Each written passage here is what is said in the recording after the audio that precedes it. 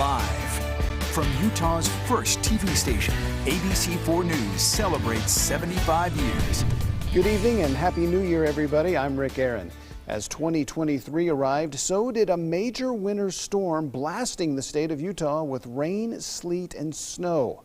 The Pacific storm caused numerous problems on the roads for those who had to venture out on this holiday, and the 2 feet of new wet snow added to the avalanche danger in our mountains.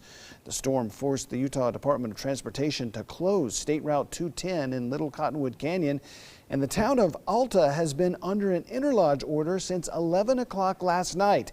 That means nobody is allowed outside, and both Alta and Snowbird resorts were closed today because of that avalanche danger. ABC4 meteorologist Nate Larson is keeping track of the situation. Nate, how much have we received so far, and how much more are we going to get? Right close to 3 feet up at areas like Alta, Snowbird. Sundance has had almost or just over 4 feet of snow. In fact, it's just a tremendous amount. Even here in the valleys, Rick, we're still seeing snow coming down. It's a heavy, wet snow, so it doesn't seem like it's amounting to much, but it really is piling up close to 8 inches in some of areas like South Jordan. We've had several inches across much of the Wasatch Front. Still been raining in areas like Utah Valley, but it's going to change over to snow. So we've got a nice northwesterly wind you can see with the Colonial flag camera here. Temperature-wise, hovering just above freezing. In fact, 33 here at the station, but 34 at the airport. Northwest winds 14 miles per hour.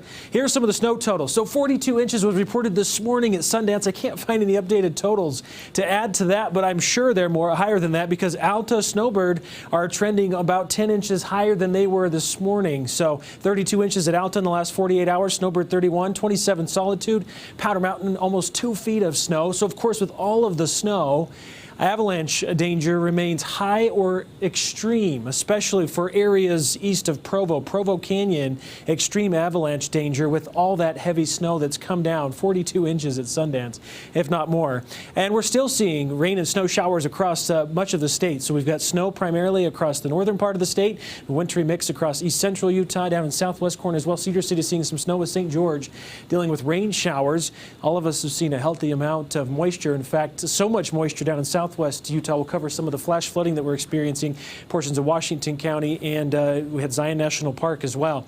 So as the moisture continues to rotate through, it's going to stick around even through tomorrow morning. So we've got snow sticking around tonight. Plan on snow showers, about 30 in Salt Lake, 35 in St. George. Additional snow, rain showers, cloudy skies as well. Again, we'll talk about how much longer this winter storm is going to last. I'll have those details in just a few. Rick? All right, thank you very much, Nate. All that snow was too much weight for a covered carport at an apartment complex in West Jordan, which collapsed onto numerous vehicles this morning. According to police, 15 vehicles were trapped and damaged by the collapse at the Broadmoor Village Apartments located at 3375 West, 7800 South around 8:30 this morning. Now, fortunately, no one was injured in that collapse, but what a mess it made for the residents, staff, and the insurance agents to deal with.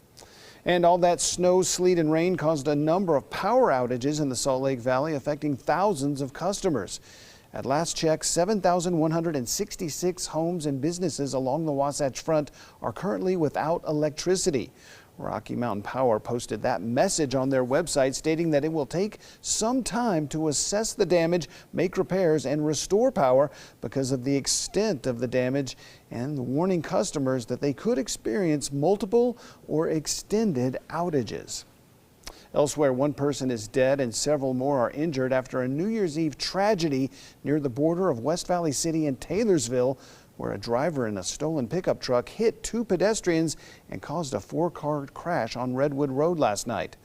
Now, according to police, the unnamed suspect, a man in his 20s, was initially involved in an accident at 3100 South in Redwood and then sped away southbound, hitting 2 people in a crosswalk at 4100 South. There were 2 pedestrians, both males. One male was pushing another male in a wheelchair across the road.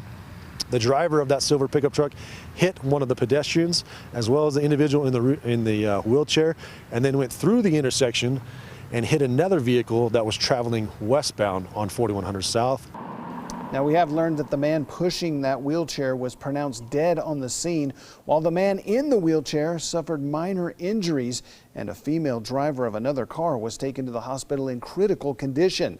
The suspect ran from the scene, but officers in the area were able to track him down. Again, they have not released his name yet.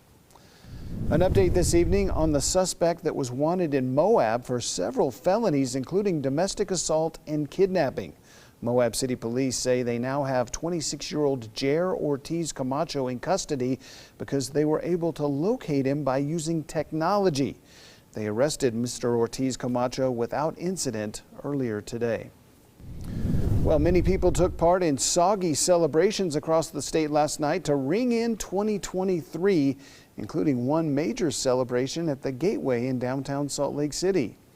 Attendees there braved the cold rain for the free all-ages event with live musical performances, karaoke, and a fireworks display at midnight. Well, coming up, a shocking incident in Manhattan as a man attacks 3 New York City police officers with a machete near Times Square. The officers' conditions and what officials are now saying about the suspect.